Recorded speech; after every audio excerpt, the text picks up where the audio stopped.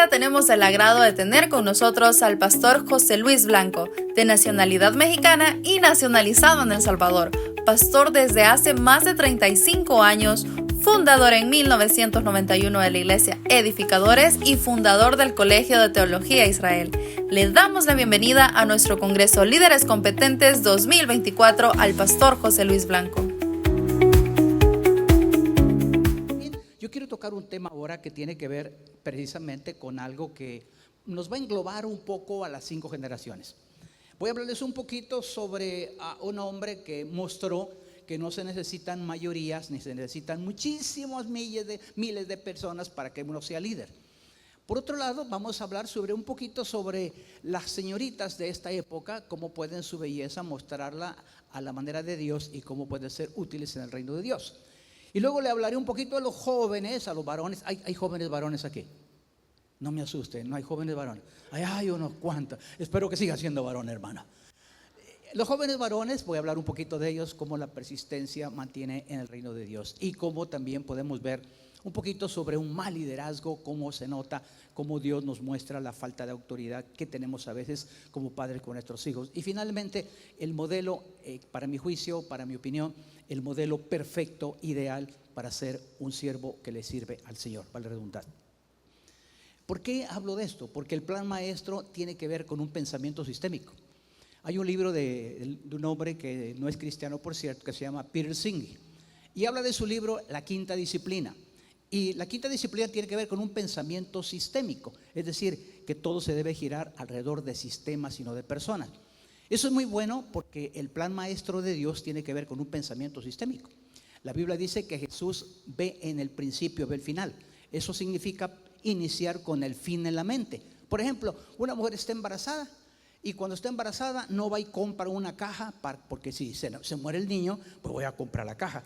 Y compro las flores para el entierro y no, la mujer lo que hace es, o el hombre o la pareja, el nombre del niño, ¿verdad? ¿Cómo le van a poner? ¿Qué va a estudiar? Todavía el niño está ahí apenas dando un poquito de vueltas ahí en el estomaguito de nuestra hermana del vientre, y vemos cómo ya los papás ya estamos viendo lo que va a ser un estudiante. Estamos viendo en el principio, estamos viendo el futuro.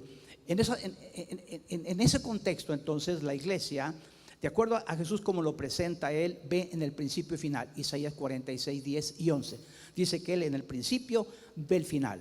Entonces, este tema que se me asignó y que tiene que ver con el plan maestro, me lleva precisamente a algo que me agradó mucho porque tiene que ver con la forma que pensemos. Y quiero mostrarles qué dice la Escritura. Si ustedes me ayudan a leerlo juntos, si alcanzan a leerlo, si no, yo lo haré y ustedes me acompañan. Segunda carta a Timoteo 2:2 dice: lo que has oído de mí ante muchos testigos, esto encarga a hombres fieles que sean idóneos para enseñar también a otros. Eterno Dios, tu palabra es bendita, agrega bendición a ella.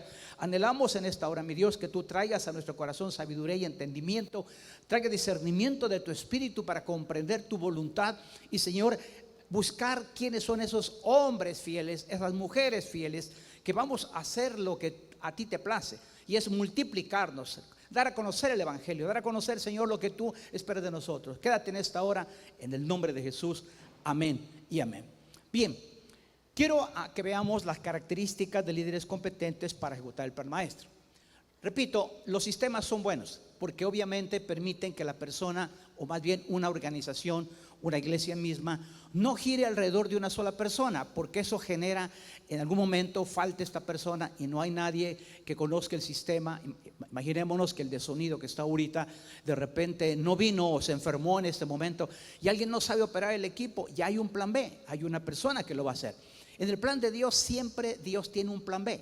Lo vamos a ver, que siempre Él se encuentra ya sustituyendo. Cuando llega un hombre o una mujer de Dios y se retira de la tierra por alguna razón o se aparta, ya tiene un sustituto. Pues bien, quiero que veamos algunas características de líderes competentes para ejecutar el plan maestro. ¿Por qué es importante?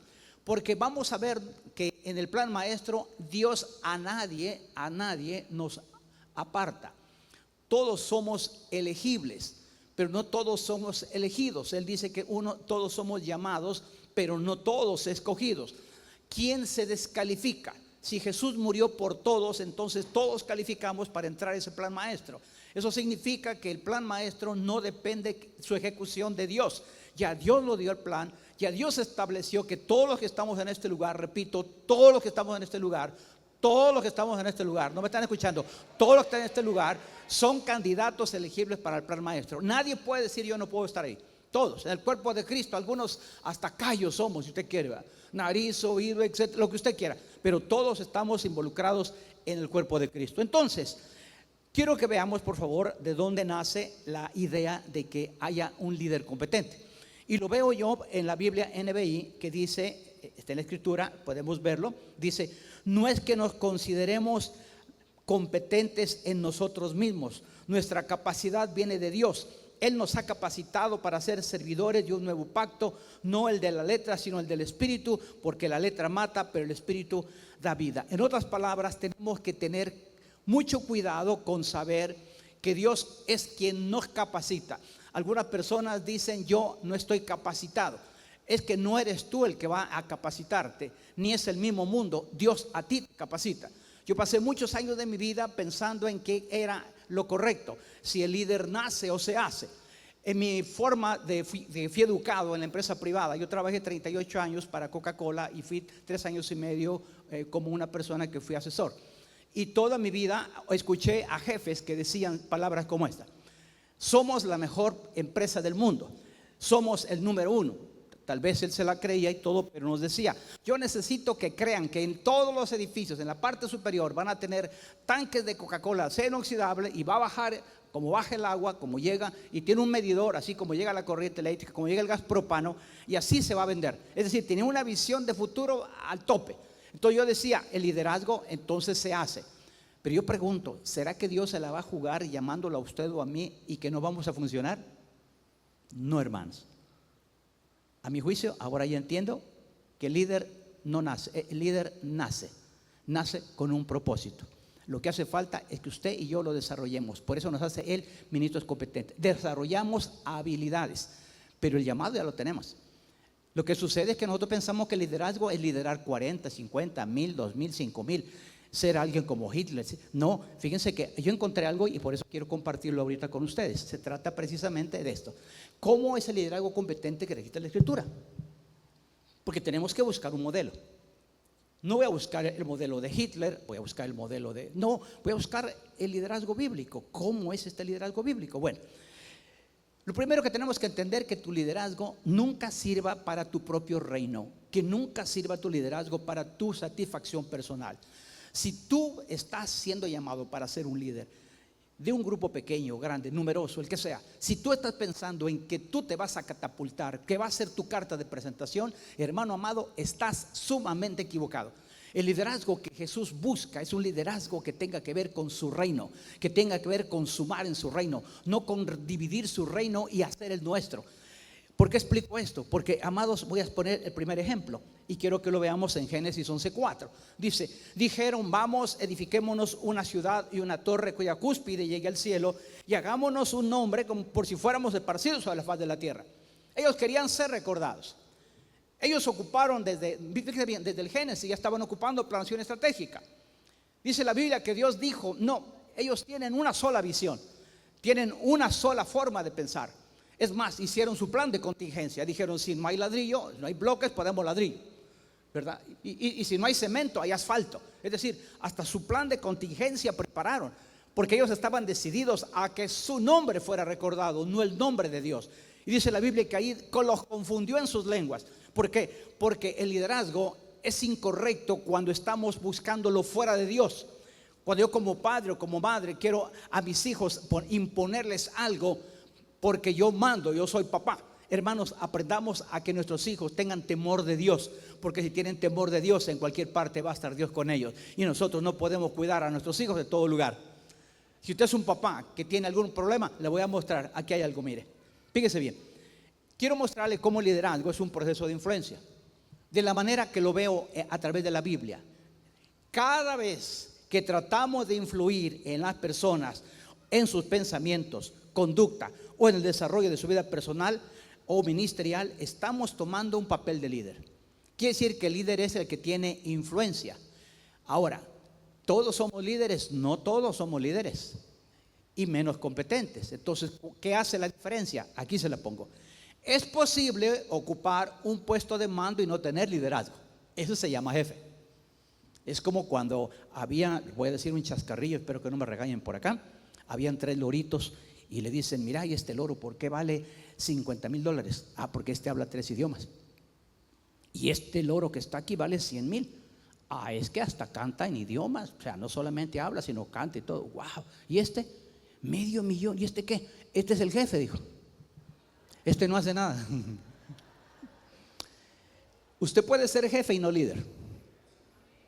Y usted puede ser que no sea jefe y puede estar influenciando a los demás. Es importante entender esto, hermanos, porque a veces nosotros creemos: es que yo tengo un nombramiento. No, cuando Dios te llama, Dios te va a ocupar en el lugar que estés. Y te tengo una sorpresa: líderes bíblicos competentes que fueron parte del maestro, del plan maestro.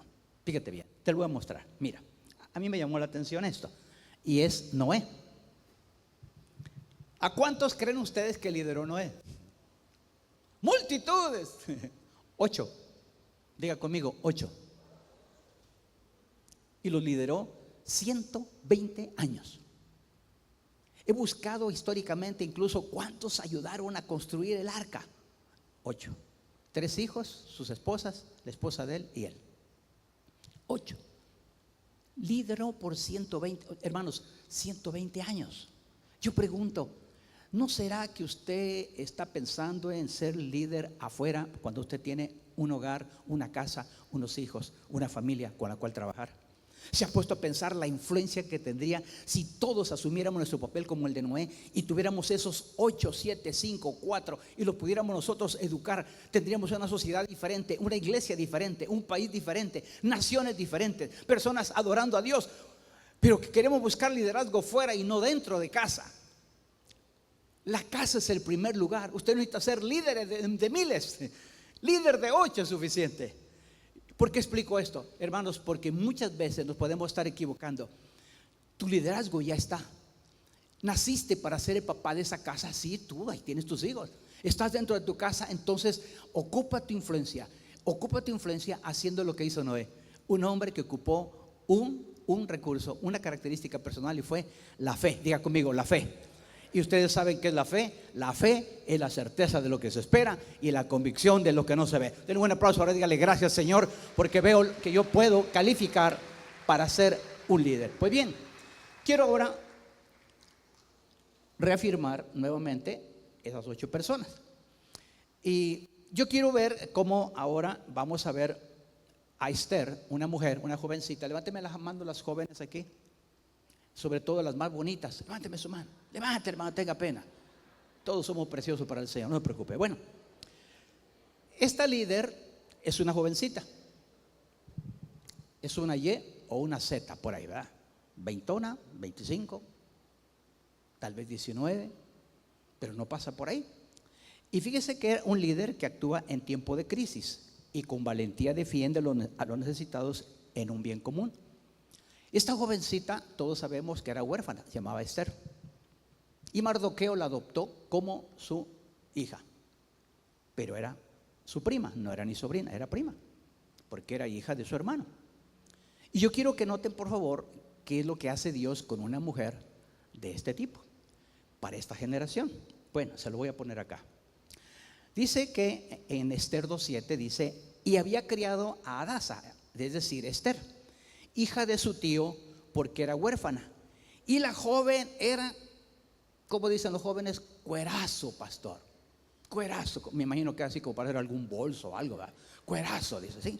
Y dice, la joven era, ojo, era de hermosa figura y de buen parecer, o sea que estaba parejita de todos lados, hermano, ¿sí? Los jóvenes dirían, pastor, de esas que para el tráfico, ¿ok?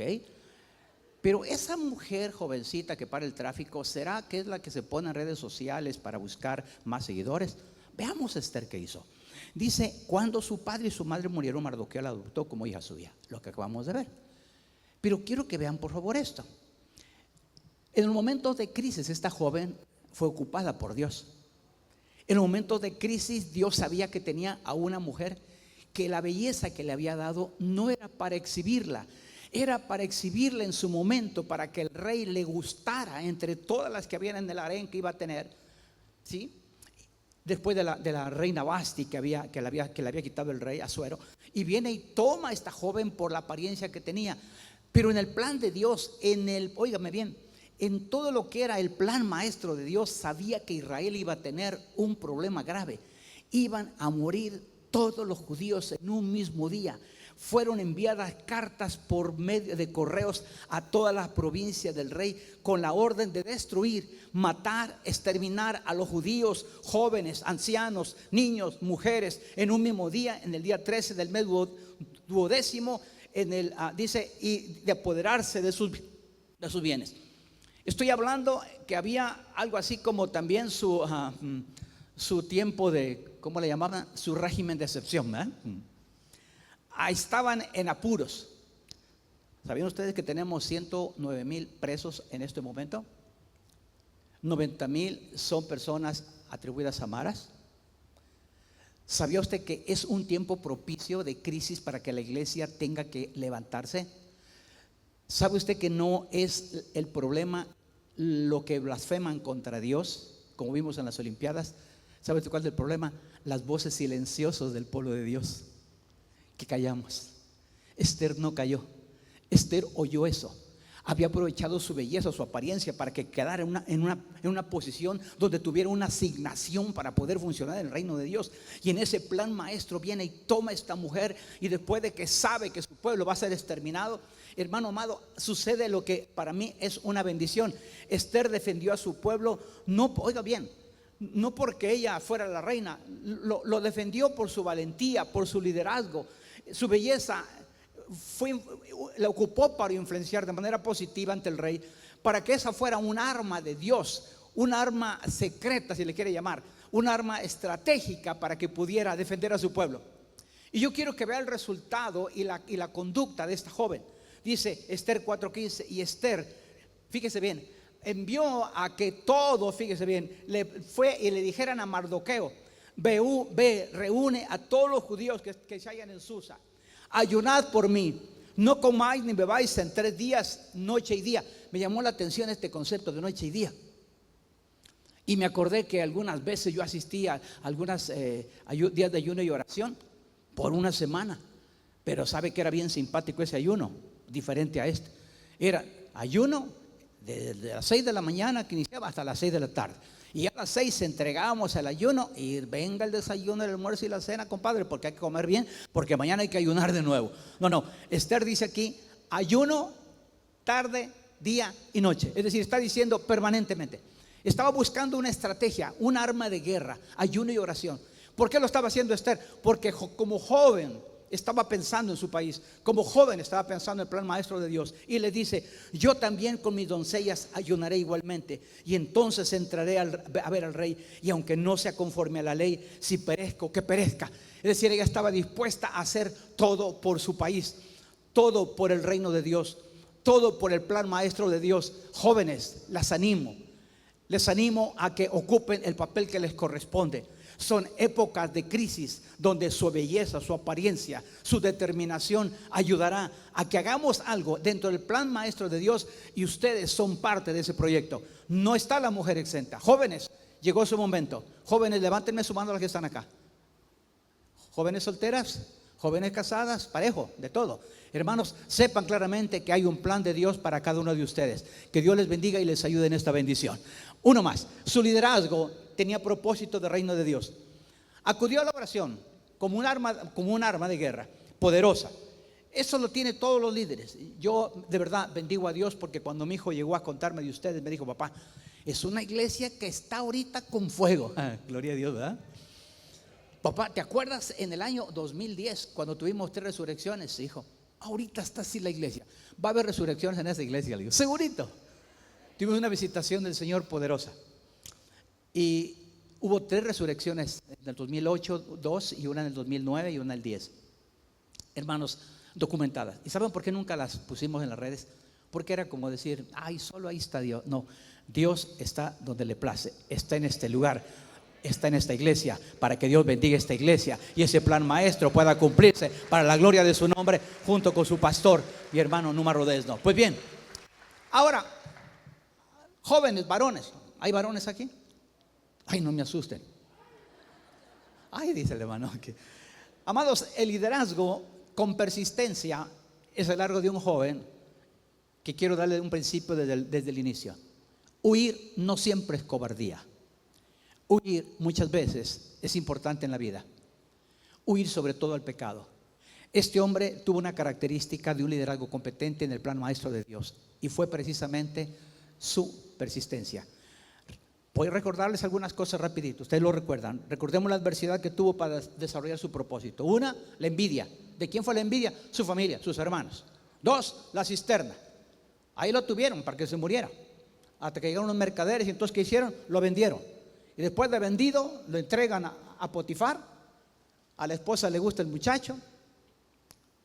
Me imagino, de acuerdo a la Biblia, era de hermoso semblante y buen parecer. Así como todos los jóvenes que están aquí. Levanten su mano, jóvenes. Promuévanse. Pero dice la Biblia que la mujer insistía.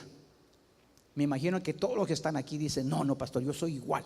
A mí una mujer me hace ojitos y yo me le volteo del otro lado. Está bien, me alegro. Pero fíjese qué curioso que lo metieron a la cárcel. ¿Usted cree que puede haber propósito de reino? ¿Puede haber un plan maestro? ¿Puede estar incluido alguien que esté preso? ¿Ustedes creen que un joven así va a estar, que ni siquiera se hablaba su idioma donde él estaba? Abandonado. Papá nunca mandó cartas, ni en Facebook, ¿verdad? Ni por WhatsApp. ¿Sí? Nunca. Vamos a ver que José quedó totalmente abandonado, aparentemente. Pero un líder competente no necesita un cargo para hacer lo correcto, porque él piensa en su legado. Jóvenes, tengan presente que tarde o temprano vamos a salir de esta tierra. Qué rico va a ser en la manera que va a ser usted recordado. Cuando usted hablen de esta persona y digan: qué barbaridad, este joven de verdad fue un ejemplo. Y me llama la atención por esto, porque mire, dice Génesis 39, 21, 22 de la siguiente manera: y el jefe de la cárcel le entregó en mano de José el cuidado de todos los presos que había en aquella prisión. Todo lo que se hacía ahí, él lo hacía. No necesitaba atender el jefe de la cárcel cosa alguna de las que estaban al cuidado de José, porque Jehová estaba con José, y lo que hacía, Jehová lo prosperaba. ¿Cómo es posible que un hombre pueda estar en la cárcel prosperado?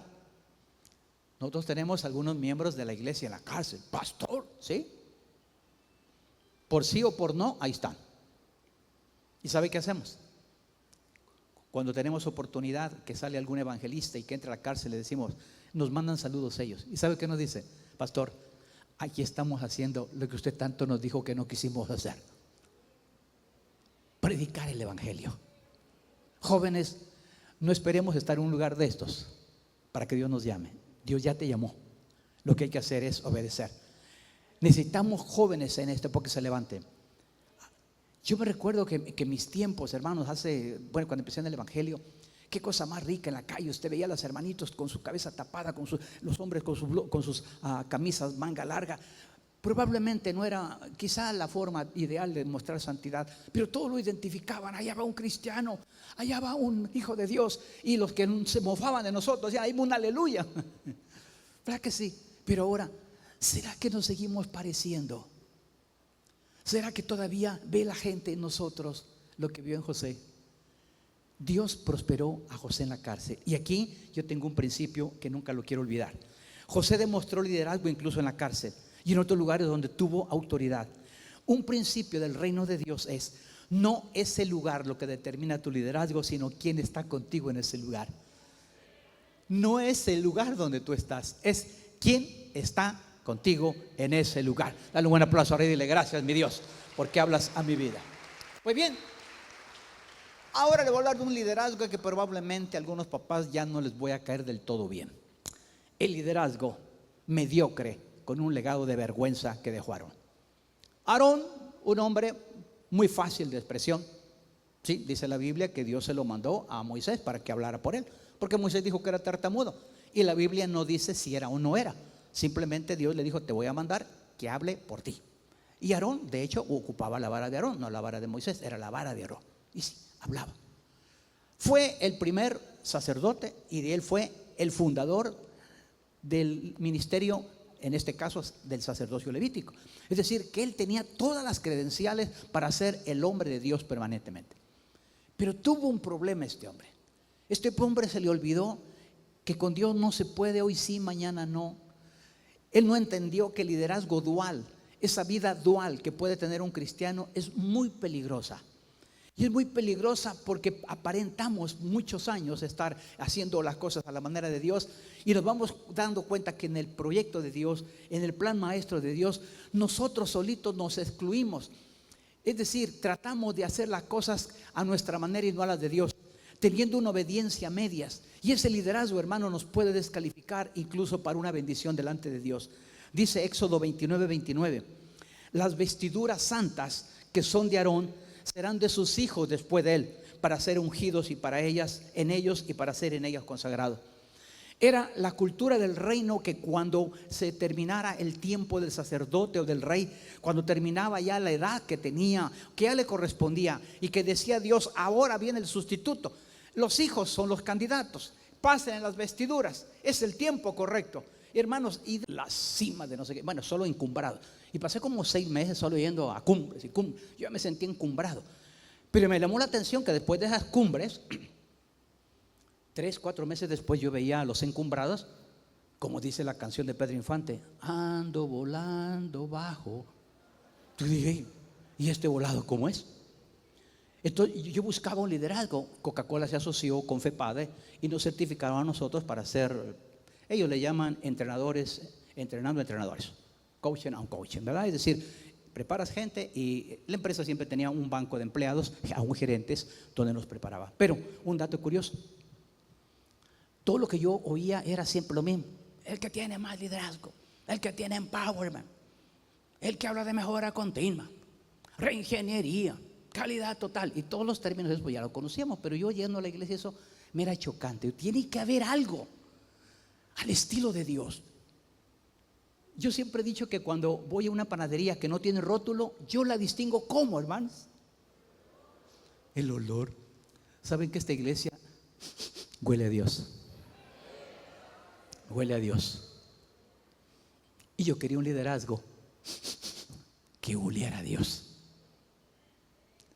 Y me llevó a este pasaje y lo quiero compartir con ustedes. Este pasaje dice de la siguiente manera: liderazgo competente como el amigo del esposo.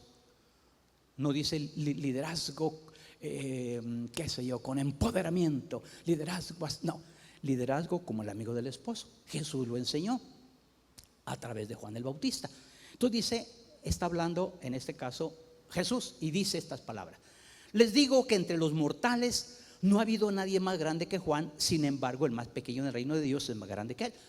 Me llamó la atención cómo es posible que Juan fuera el más grande.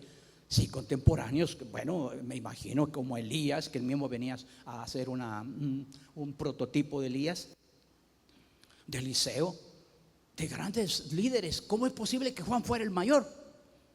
Nunca hizo un milagro Juan, nunca abrió el mar rojo, nunca enderezó jorobado. Entonces yo dije, ¿cuál es el secreto por el que Dios le dio a él un título especial? ¿Por qué lo hizo el más grande? ¿Por qué decía que no había habido otro más grande? Eso me llamó la atención. Dije, no, yo aquí soy curioso, yo aquí me meto, yo tengo que aprender quién es este. Entonces empiezo yo a darme cuenta cuál es el liderazgo que marcó la diferencia para acreditarlo como el más grande. Y Juan muestra un estilo de liderazgo al deseo de Dios, características: genuino, íntegro, demostrativo, agradando a Dios. Y esto me agradó porque les cuento que yo en alguna oportunidad preparé un tema que se llamaban los 3 deleites.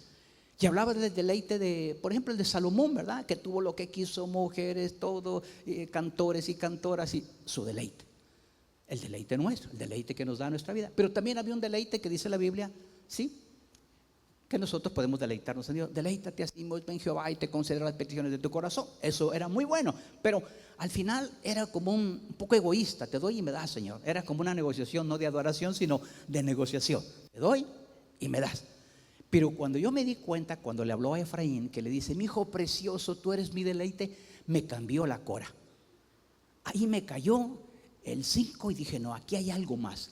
Y me di cuenta que era principalmente lo correcto, agradar a Dios, que Él se agradara de mí, que Él se agradara de lo que fuera. Y aquí encuentro algo que hizo Juan, repito, genuino, íntegro, demostrativo, agradando a Dios. ¿Cómo lo hizo? Entonces dice Juan 3:25: entonces hubo discusión entre los discípulos de Juan y los judíos acerca de la purificación. Es decir, había otro ministerio pegado a la iglesia aquí en Comasagua, que estaba por ahí enfrente, que se estaba llevando a los miembros. Y allá estaban bautizando, allá abajito, y algunos se le llevaban para el puerto, ¿sí? Y fíjese bien lo que le voy a decir. Y vinieron a Juan. Hermano Nusma, por ahí hay otra iglesita que se ha levantado. Se están yendo los líderes para allá. Así le estaba diciendo, mire. Y vinieron a Juan y le dijeron: Rabí, mire, a Juan ya le habían ascendido a maestro, igual que a Jesús.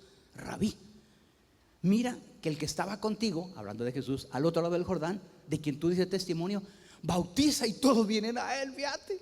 Nos han copiado, hasta los de alabanza se están yendo con él, pues. Y Juan trató de calmarlos, y dice la Biblia que ellos le decían: Juan, ¿qué no estás entendiendo?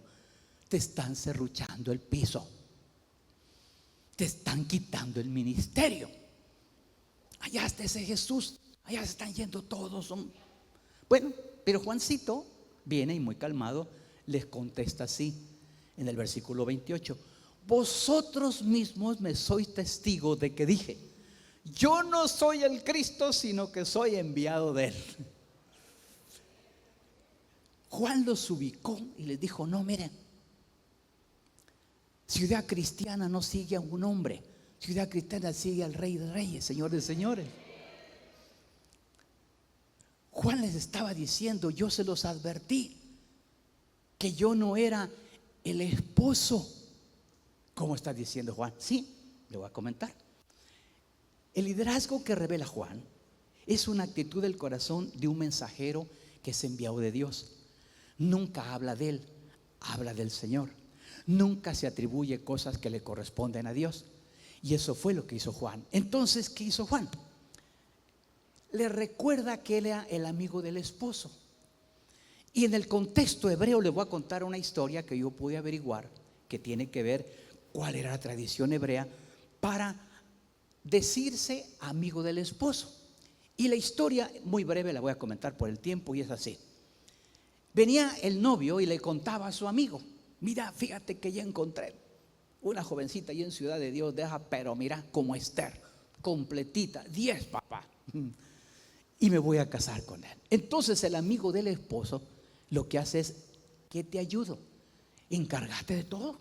Entonces el amigo del esposo se encargaba de los invitados, solo el esposo la revisaba, se encargaba de la comida, se encargaba de ¿qué? De la música, del vino, porque en ese tiempo todo le jalaba bonito, ¿verdad que sí? Entonces se encargaba, el amigo del esposo hacía todo eso. Y llegaba con el esposo y le decía: mira, yo he pensado poner en esta mesa fulano, no, cámbiame aquí, yo quiero la familia Rodríguez por acá, la familia Méndez por acá, los quiero de esta manera. Entonces el amigo del esposo lo que hacía simplemente era coordinar todo lo que estaba haciendo. ¿Para qué? Para agradar al esposo.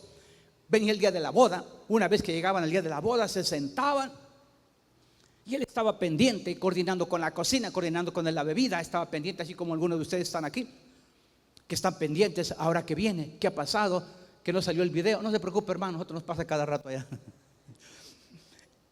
Y eso nos damos cuenta, hermanos, que el amigo del esposo solo era logística, coordinación,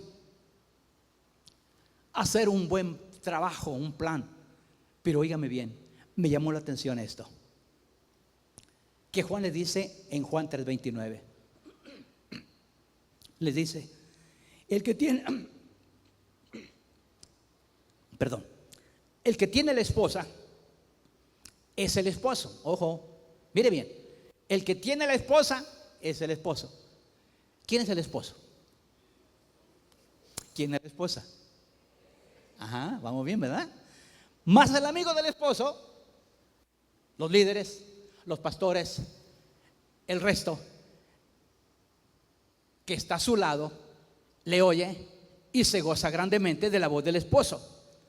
Así, mi gozo está cumplido y es necesario que él crezca para que yo mengue. ¿Qué está haciendo Juan? Le está diciendo, mira, yo lo que soy es solamente el amigo del esposo. Cuando la fiesta terminaba, el amigo del esposo se iba cercano totalmente a la novia y a cierta distancia los iba mirando, y cómo iban todos con la música, alegría, salía el desfile por las calles anunciándose, y él iba viendo que todo se fuera haciendo, todo fuera sucediendo como había sido planeado. Pero llegó un momento a donde cuando el novio se despedía de toda la concurrencia y se iba con la novia del brazo, y ya cuando iban avanzando, ya llegaban a la casa, él se acercaba, el novio dejaba abierta la ventana con discreción, el novio se acercaba a la ventana sin asomarse, solo para oír. Y dice la historia que cuando se oía el murmullo de amor, como el que está en Cantares, esposa mía, amada mía, en el momento que se oía el murmullo de amor, salía el amigo del esposo corriendo a la calle. Por eso dice, mi gozo se ha cumplido. Él salía corriendo a la calle y decía, lo logré, lo logré, lo logré, lo logré. Por eso es necesario que yo mengue para que él crezca. El liderazgo al estilo del amigo del esposo es eso. Es necesario menguar para que él crezca. Resumo. ¿Qué podemos decir entonces de nuestro amigo Noé? ¿Cuántas personas estarán acá que quieren hacer un pacto con Dios y decirle, Señor, no me importa ser líder de 6, de 8, de 10 de mi familia, pero quiero empezar ya? O tal vez, señorita, tu apariencia es como la de Esther, muy elegante, muy bonita, pero todavía no estás involucrada en los planes, en el plan maestro de Dios. ¿Por qué vienes al altar y dices, Señor, yo consagro mi vida para ti? Al joven como José, que salvó a su nación y aún Egipto, porque había un plan para él. ¿Qué te parece si esta mañana dices, yo necesito reafirmar mi trabajo para el Señor? Aquellos como Aarón, que probablemente han perdido la autoridad, ¿no cree que es un buen momento para tirarse al piso y decirle, Señor, perdóname, yo necesito un cambio, yo necesito recuperar mi liderazgo, mis hijos, mi ministerio? Y para aquellos que somos servidores, ¿qué tal si esta mañana ya dejamos de competir con otros ministerios? Dejamos de estorbarle a otros y sumamos al plan maestro, al plan del reino de Dios.